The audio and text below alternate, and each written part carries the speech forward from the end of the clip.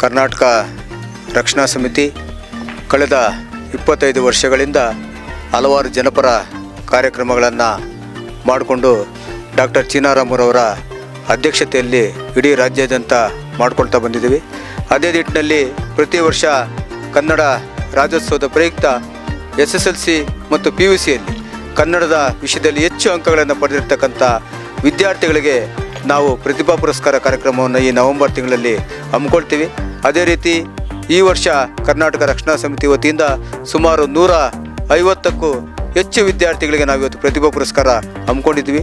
ಇದರ ಸಂಘಟನೆ ಜೊತೆಯಲ್ಲಿ ಇವತ್ತು ಸೈಯದ್ ಗಫೂರ್ ಉಸ್ಮಾನ್ ಮೆಮೋರಿಯಲ್ ಟ್ರಸ್ಟ್ನ ಅಧ್ಯಕ್ಷರಾದಂಥ ಸೈಯದ್ ಶೇಖ್ ಲಾಲ್ ಅವರು ಹಾಗೂ ಅವರ ಪತ್ನಿ ಜನಸುದ್ದಿ ವಾಹಿನಿಯ ಆಯಿಷಾ ಮೇಡಮ್ ಅವರು ಸಹ ಈ ಒಂದು ಕಾರ್ಯಕ್ರಮದಲ್ಲಿ ಭಾಗವಹಿಸಿದ್ದು ನಮಗೆ ವಿಶೇಷವಾಗಿತ್ತು.